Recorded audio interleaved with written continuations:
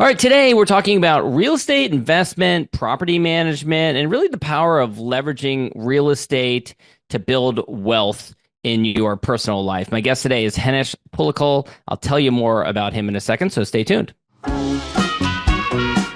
Welcome to the Smart Business Revolution podcast, where we feature top entrepreneurs, business leaders, and thought leaders and ask them how they built key relationships to get where they are today. Now, let's get started with the show. All right, welcome everyone. John Corkin here. I'm the host of this show. And if you've listened before, every week we talk to smart CEOs, founders, and entrepreneurs from all kinds of companies. We've had Netflix and Grubhub and Redfin and Gusto, Kinko's, YPO, EO, Activation Blizzard, and many more. Check out the archives if you want to learn about those. And before we get into this interview, this episode is brought to you by our company, Rise 25. At Rise 25, we help businesses to give to and connect to their dream relationships and partnerships. How do we do that? We do that by helping you to run your podcast. We are an easy button for any company to launch and run a podcast. We do three things: strategy, accountability, and full execution. And Henish, I know from looking at your background, researching you before I got here, that you appreciate the value of relationships and what they can do for your career. I feel the same way. That's what I love about doing this sort of thing, is talking to someone like you. We've never met before, but we're going to be able to dive into your background, your story, and share some of your wisdom with all of my audience. And if you want to learn more about him, we'll share his contact info at the end. For me, if you want to learn about me, go to rise25.com, or you can email us or our team at support@rise25.com. All right, our guest is Henish Pulickal, and he is the founder and CEO of Cal Home Co. It's a full-service real estate company based in San Diego. He's got a diverse background, worked in real estate investment, property management, and home renovation, done fix and flips and things like that. And he's got a couple of different elements to his business, so I probably did a crappy job of explaining it, but he will explain the different areas of his business. But I love to hear what our guests are like, what they were like as a kid first. And you, as a kid, went door to door selling custom holiday cards around not beautiful San Diego where you live now, where the weather is balmy and beautiful 350 days of the year, but in rural outside of Detroit in Michigan. So, it gets a little cold there in December. So what was motivating you to go sell cards door to door in December in I was in Michigan? fourth grade. It probably was started maybe in October, November. But when you live in that environment, you grow up in it, you don't even think twice about it. And especially as a kid, I see it with my kids today. It'll be 45 degrees when I'm driving to school in the morning. They're still in shorts and a t-shirt. I'm like, guys, get at least a sweatshirt on. But when you grow up in Michigan and 10, 20 degrees, you just accept it that that's what the temperature is and you deal with it. There's no like, oh, it's too cold, because it's always relative. So I did it, but it was one of those things that the school would put out where it's saying, hey, participate in this holiday card sales. And if you get enough points, you can get a video game or a skateboard or something like that. And so I'd always see the prize at the end that you're motivated to, and was happy to go door to door and make my neighbors customized holiday cards. Greetings from the Smiths, Happy New Year, 1989 or whatever it was at the time. It was great. I think my mom or dad would kind of follow me along on the street, but I would be up at the door by myself with my paperwork saying, hey, let's pick a design. This helps me for my school. I think that's such great experience for kids, going door to door for anything. Me, I worked in politics in college and knocked on doors for candidates and things like that. But selling stuff, going door to doors, having to face that kind of rejection, which can be brutal, it really steels you for life ahead, right? If you can handle that, for me personally, I'm like, well, at least I'm not going door to door, anything I do now, right? Honestly, it's not that bad. And I mean, I still do it nowadays as the case needs. And I would argue that 20 to 1, good to bad ratio. There's very few people that are pissed. I'm not there, selling something weird. One, if I was a kid, they're pretty nice to kids. Two, if you've got something of value and you're an actual professional, I mean, usually people are okay with talking to an actual professional and being nice. I don't really get doors slammed on me, even when I've done that over the last 10, 15 years of my career as needed, real estate related. So I'm curious, what do you do it for? What do you do it for now? Well, I mean, nowadays, there's a good way. I typically have my team members do it, but sometimes with follow-ups or if I'm in the area and I see some leads on pre-foreclosure leads for real estate, those are Mm, my best opportunities to flip. mm, And so during COVID, that kind of business died down because there was foreclosure moratoriums, but now that's picked back up again. Those are great targets. And typically I lead service first. I'm here to help you, make sure that the bank doesn't take your property, but ultimately they run out of options to save their property and will end up selling to me a lot of times too. And if I wasn't there showing up at the door to have that conversation, one, they might have lost their house, might not have got any money, had a sheriff kick them out. So there's ways that I'm able to help them and create that rapport. And, those are the hardest people to knock on because they're buried their head in the sand like an ostrich, thinking they can avoid their problems. So if I can get them to right. open the door and talk to me, I can usually convey the value. Right, right. Yeah, I'm really curious to know, like, you get to the door, like, what's the first thing out of your mouth? Like, what do you say to them to get them to not, as you said, like, give you a slice of their day and really open up about what their challenges are. For sure. Yeah. I make sure I'm talking to the owner. I introduce myself. I tell them I've been in the business for a long time and I help people that have problems with their mortgage. And on average, I help at least 5 people per month stop their bank from foreclosing on their house, and I don't charge a fee for that. Mm, Would you want to hear more? that's a pretty compelling offer for someone that is feeling a little overwhelmed. Correct. Yeah. And Yeah. typically, they will meet with me. I'll ask them to just tell me the story of when they missed their first payment, what Mm, happened, kind of creating some rapport and getting them to understand that I'm listening to them. And then go from there and then go over their options of what they've got. But at that point, I'm in their house, I'm sitting at their dining table and reviewing this with them. yeah, yeah. So, Sorry, go ahead. yeah, so typically after that first meeting, they're usually like a sigh of relief. Thank you. I think I'll sleep well tonight for the first time in a long time. I appreciate you coming to help. Otherwise, the only options they're getting are from wholesalers and retailers saying, let's sell your house right now. And a lot of Yeah, times that's the last thing they want to do, but ultimately they'll do it if they can't find another yeah. solution. And I give them all the different opportunities. Yeah. I'll say I graduated from law school in 2007 and went to go work for a real estate firm going into that whole economic, meltdown, and did a lot of conversations with real estate owners that were upside down on their properties and didn't know what to do with it. And it was some of the most rewarding work that I did, being able to help people that were overwhelmed, weren't sure what to do, and give them kind of like a path forward.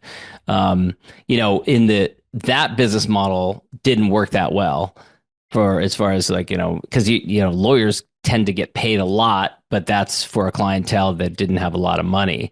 So it didn't work that well, but I definitely enjoyed it for sure. I think it was really, really rewarding work. For sure. I mean, those people are very appreciative at the end of a transaction. They're typically hugging me and thanking me and giving me referrals too. So it works out really well. And as long as you just kind of lead with integrity, it pans out Yeah. nicely. You worked in a number of different real estate roles, and then it wasn't until about 2013 that you went out on your own. So what motivated that? What inspired you to make that leap? I had a taste of it earlier and I felt like I knew enough to do it myself, but I still wasn't totally committed to doing it on my own. So, in fact, one of my good friends and mentors early on owned a title company. And so when I connected with him, I was in San Diego and say, hey, I want to do real estate. I want to flip houses. What do you recommend? And he connected me with a guy that had been in the business for 30 years and was ready to retire and wanted me to take over. So I met with him. He agreed. He wanted me to take over. And that guy moved to Hawaii. So that was what kind of started it. And I kind of learned that angle of the pre-foreclosure business and how that could be my target market for flipping houses.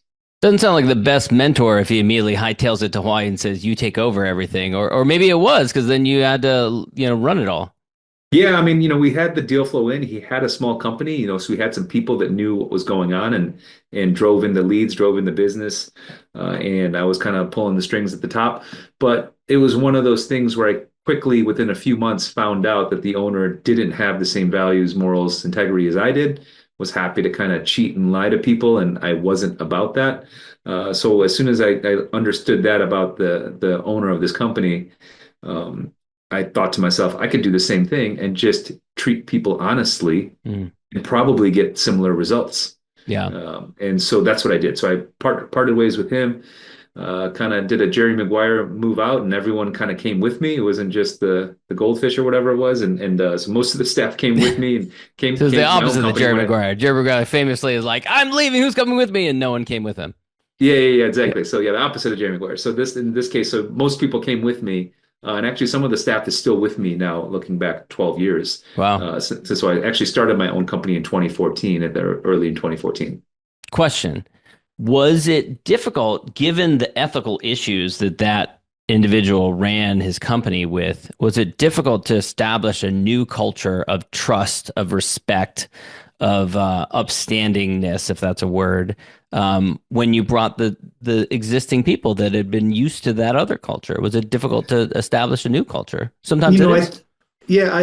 I think not, and I think that's why some of the key people were happy to come with me because they didn't feel good about working with this guy that they saw on a weekly or monthly basis screwing people over, right? And so I think they didn't resonate with that as well, and they didn't sleep well thinking that, hey, I'm helping this person screw people over Yeah. versus, hey, let's tell people the truth. Hey, we are wanting to buy your house. And if we can make some money on it, that's the goal, but it's also a risk. Yeah. And if we can also help you out and make it a win-win, then it's a win-win. Yeah. So that's that. I would do it that way as opposed to him saying, "Oh, this isn't actually a purchase. You actually still own your house," and they'd have him sign grant deeds, and they wouldn't own the house anymore. And so I couldn't get behind it, and he was trying to encourage me to lie to people, and I just couldn't get behind it. Yeah, yeah. So you start your company, and what were the early days like? Was it hard to get the first few deals? Was it were you It pounding was, the yeah, pavement? absolutely. I mean, it's still, you still, when you're starting something off like that, I actually took a partner that had a lot of experience in real estate and flipping houses, but not a lot of experience with pre-foreclosures. So kind of complemented each other's skill set that way. And I had some people working with me. He had some stuff going. But early on, I was able to get people to come with me, train, and do some door knocking. So it took a few months to get the deals in. And once they started coming, we were getting 10, 12 deals a year. And they're all making money, which is great because I could employ different creative financing strategies, seller carries, and subject twos, taking over existing mortgages, things like that. And so once I got a good routine going, it was a good run for several years. Yeah. And then COVID happened. Probably a lot happened in between, but you mentioned earlier, I think it was before we started recording, that there was a moratorium put in place on foreclosures for a business that was focused on pre-foreclosures. How did that affect you? Yeah, it was tough because I was getting used to having those flips and coming through. So I tried to pivot to trying to buy things on the market or from agent relationships, which worked out okay for the most part. But they weren't guaranteed profit makers like the pre-foreclosure stuff because I could Mm. always make it at a buffer where it's going to work, as opposed to I hope that this house that I bought for 700,000 will sell for 1 million, A little thinner margin and it's here thinner in margins. California. Correct. Yeah, And then yeah. also, not being able to buy those properties subject to or seller carries or something. Now I'm carrying the burden of a hard money debt as well, which What can be does that painful. mean, but not being able to buy it subject to? Explain that. Yeah, subject to is say, for example, I'm buying a house for 700,000. Well, that person might owe 650,000 on their mortgage with a $30,000 in arrears. So I might be able to pay that 30,000 in arrears, give the seller another 10 or $20,000 and take over their 3% mortgage. And the lender's okay with that? No, not necessarily, but Okay. they're not going to accelerate the foreclosure clause or due on sale clause if they're getting paid. They're Mm, typically so busy with their crappy loans mm, that if I'm made their loan current and making their monthly payment, it's not triggering any red flags like let's go see what's happening here. mm, Right? They're just happy to get their payment because they're a servicer. They're hmm. saying, okay, great, we're getting paid. And by the Yeah. time, something might be noticed, it might be years later, but typically I'm turning these things around in 3 or 4 months. So you're looking to fix it up, turn it around, sell it. Got it. Pay Yeah. off the original mortgage, and then I get Gotcha. my split there. Got it. Got it. Yeah. You also along the way started a real estate brokerage. So you started hiring agents and doing traditional listings and helping people to buy properties as well. Talk a little bit about that and how that developed. Yeah, of course. I had my license in '09, but then I got my broker's license in 2017, thinking that, hey, I don't want to pay a broker on all these fat splits. Yeah. And then also knew that I had some skill sets at real estate that I could share with other people. And at that point, I was just kind of attracting agents as opposed to trying to go recruit them. So people would interact with me either on the other side of a transaction or met me through an event and say, I want to do what you're doing, and ultimately get them on and get them trained and get them to do some kind of the traditional real estate stuff, which is hammer their sphere and then also do whatever kind of lead gen they preferred, which varies from realtor to realtor. Yeah. Now, talk a little bit about developing. Is it fair to say it's a boutique brokerage? EXP Realty is the name of it. Not a huge brokerage or anything like that. Oh, I need to update my LinkedIn. I apologize. Yeah, I switched over. It is a pretty big brokerage. The EXP is up to probably 90,000. I think it's one of the top three in the nation now. Wow. But I joined actually another newer boutique kind of spin off of EXP called ROA, Realty of America. It just opened last fall. I got to update my profile. But yeah, already up to a couple thousand agents, already out to Wow. 13 different states. Oh, wow. And they've got some of the top producing agents in the US. The two founders respectively do 1 billion and the other one does 2.6 billion dollars in business a year Wow. in retail transactions. So we've got some good How's that even leadership. possible? I didn't know that either. But yeah, the Mark Demas is our founder. He actually will be in my office in a couple weeks to do a presentation here. But yeah, Wow. he's number one rated by Wall Street Journal in the United States, Wow. with $1 billion in sales a year. So So you're a broker then within the agency? correct. Got Yeah, it. correct. Okay. So I'm a Okay. broker Okay. associate. So I quickly found out within, the first year of having my own brokerage, how expensive it was to maintain the tech, maintain Mm, the IDX and the integrations with the MLS, having your own marketing department for your branding and having to do graphic design and everything. That was just a lot of overhead. And versus joining a bigger platform where they charged reasonable splits and gave me the leverage that for the training, the marketing, the tech support, the compliance, which is a lot of onerous work yeah. and a lot of behind the scenes work, which isn't as rewarding versus let me just go out there and sell it and service people. Yeah. So let me ask you this then. Someone who's bought real estate over the years and followed it from time to time, there seems to be a pattern in real estate where a group of brokers will do well, or a group of agents rather, and brokers will do well in one brokerage, and then all of a sudden they all start to go somewhere else chasing like a better commission split or something like that. And then a few years later they go somewhere else. How do you avoid that sort of thing? How do you build a culture with the agents that work for you and try and prevent that sort of thing from happening over and over again? Yeah, I mean, attrition's a common thing. You want to try to minimize it. Ideally, you're listening to I just had this earlier today where one of my agents very successful at day trading and enough where, in his 30s, he quit his day job because he makes a huge amount of income off of that, but is interested in pursuing residential care facilities as like his outlet. And so he just got licensed in that as well. And I was sharing with them that, hey, you shouldn't pass up on the real estate sales. You should still be a very public agent as opposed to a secret agent because of the network that knows and trusts you. There's something there. But then I always try to keep in touch with my agents. I have regular meetings, see where their goals are, and help them directly if I can. If not, connect them with the right people or resources so they can achieve those goals within my organization, stay here and grow. Right. For example, two of my agents that have worked with me have already started their own successful construction companies, Hmm. under my umbrella, which is great. So if I can empower them to become their own entrepreneurs and business owners, or even to have them have agents work with them and I can teach them that structure, then that's a recipe for retention right there. Yeah. Let's talk about you. Another element to your business is doing infill development, smaller infill development, which is, very popular in the urban areas in California because we've got a lot of, there's not a lot of land left in a lot of parts of California, except for like underdeveloped little parcels of land that maybe has like one small house on it or one small commercial facility, but it really should be an 8 unit or a 20 unit residential, property because we have a housing crisis here in California. So talk a little bit about how you got into that. Correct. Yeah. So mostly because they kind of fell in my lap. I'd get deals pitched to me from other people or even people on my team saying, "Hey, what do you think of this deal? Does it work?" And I'll give one example. I'm doing one in North County, San Diego, where an agent on my team pitched to me and said, "Hey, what do you think of this, little 900 square foot house? in Vista, the seller wants 700,000. I'm like, that seems overpriced. And then when I looked closer at the lot, it was a 26,000 square foot lot, so more than half an acre. Hmm. It was surrounded by multifamily apartments. And I Mm. was like, well, there's a good chance that I could turn this into a multifamily apartment. Yeah. And at that point, I was like, let's dig in, get an architect on it, confirmed I could do 21 plus units here.